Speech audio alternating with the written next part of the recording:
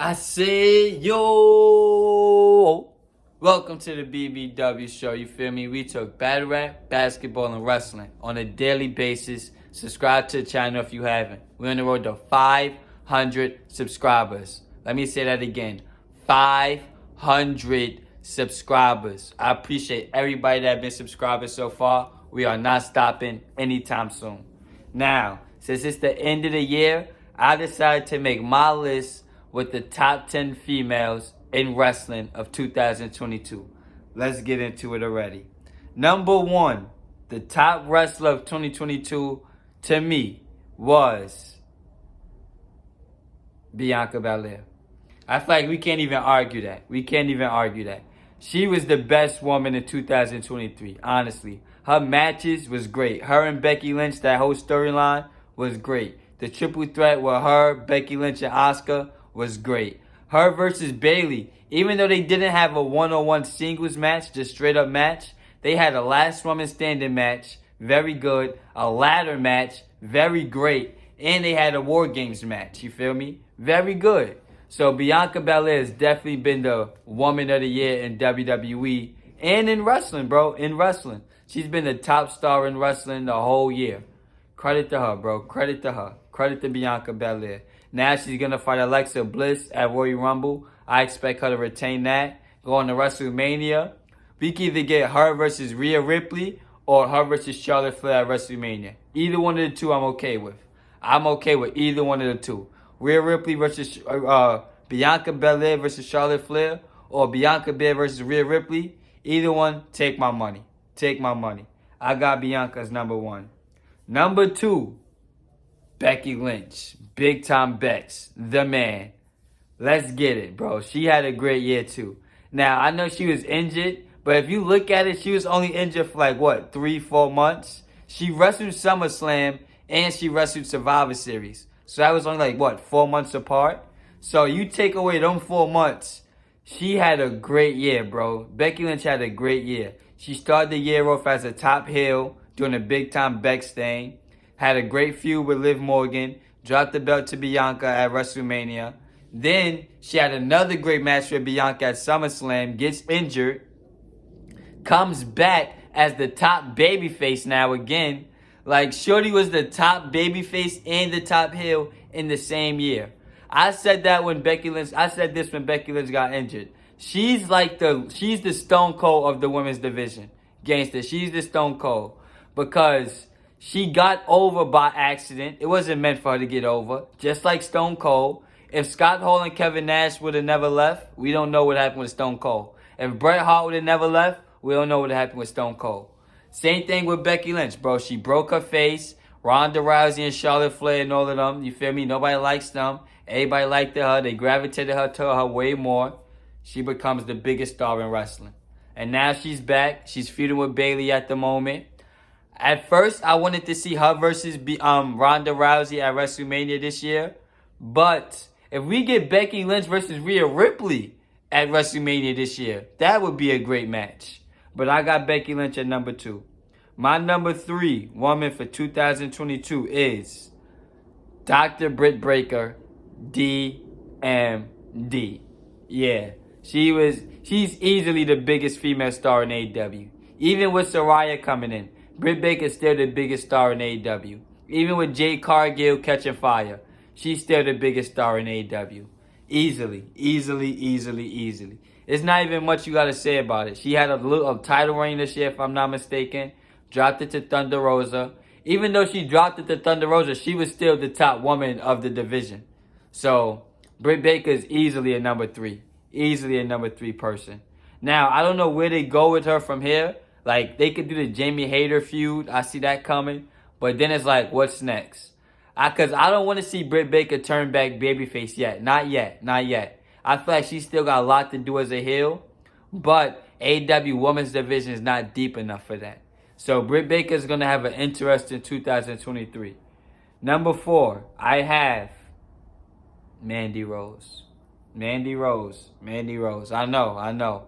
She's very controversial at the moment. Mandy Rose has just got fired from WWE. Yes, she just was fired from WWE 2 weeks ago. Because she has a subscription service where she's doing softcore porn. Let's just be honest. They fired her for that. But prior to that, she was the NXT Women's Champion for 413 days. 413 days. That's a long time, bro. That's a long time. I feel like in one reign, only Asuka's had the belt longer than her. In one title reign. Like, they literally made Mandy Rose the big star of NXT 2.0. It was her, Braun Breaker, and Carmelo Hayes. And now she's gone. So it's like, what y'all going to do with Toxic Attraction?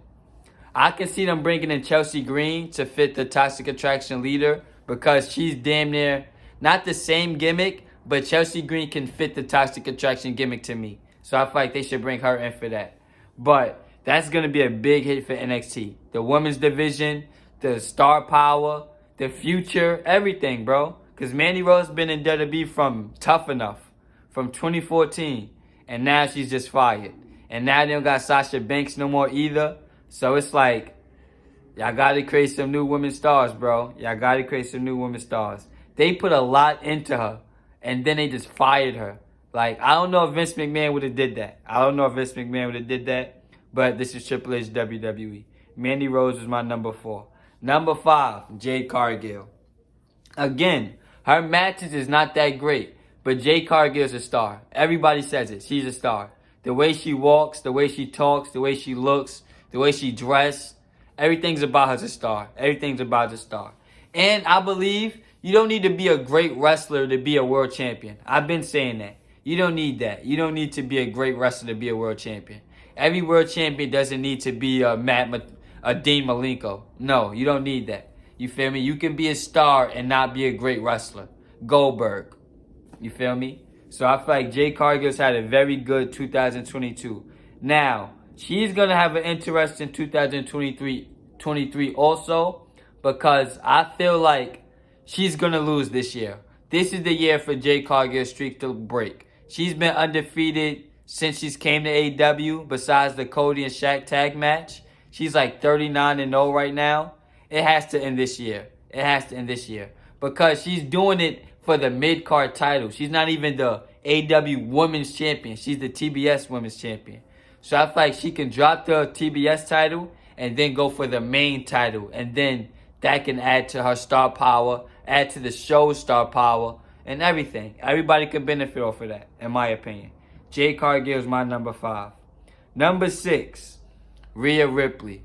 Now, Rhea Ripley's a better wrestler than Mandy Rose and Jade Cargill, hands down. But, Rhea Ripley's been injured since like July. Since like July. She recently just came back to wrestling. But if you look at her matches, Rhea Ripley probably had like 13, 14 matches this year, bro. That's not a lot. She was mainly doing the China gimmick, the China protector bodybuilder gimmick for Judgment Day. She's mainly doing that. Now she's going back to doing singles matches. That's why I hope we get Rhea Ripley versus Bianca Belair or Rhea Ripley versus Becky Lynch at WrestleMania. Because I'm not going to say she's been wasted, but we've forgotten how good Rhea Ripley is. She's easily top 5 women in the ring. Easily. Any company, any country, anywhere in the world. Rhea Ripley's top 5. But we haven't seen her a lot in the ring this year. So I had her number 6. Number 7, Jordynne Grace from Impact Wrestling. She's really good too. She's really, really good. And I think her contract is coming up this year. At the moment, she's the Impact Wrestling Knockouts champion. I could see her dropping that this year and going to AEW. I could. Or I could see her re-signing with Impact because her husband, Jonathan Gresham, just signed with Impact. So I could see Jordynne Grace staying in Impact. But she's really good, bro. She's really, really good. She's really, really good. She had good matches with Deonna Purrazzo. Good matches with Mickie James. What's her name? Masha Slamovich. Jordynne Grace is really good. She's really good. So she's my number 7. Number 8, Deonna Purrazzo. She got fired from WWE, earlier last year, you feel me? This year is like when everybody took notice of her. Gangster. This was the first year Deonna Purrazzo felt like a focal point. Even though she was in Impact Wrestling, she felt like a focal point. It was one point in time, I think she had like 3 belts. She had the Knockouts belt, a AAA belt, and a Ring of Honor women's belt. That was a big deal, you feel me? She was doing a champ challenge. Shout out to Deonna Purrazzo. I could see her coming back under Triple H, and I could see her staying in Impact for another year or two to building up her own star power. Shout out to Deonna Purrazzo. Number 9, Mickie James. Mickie James was in the Royal Rumble this year as Knockouts Women's Champion. Nobody seen that coming. That was a great moment. Right now, she's doing like a last rodeo tour, but she's building to her last match.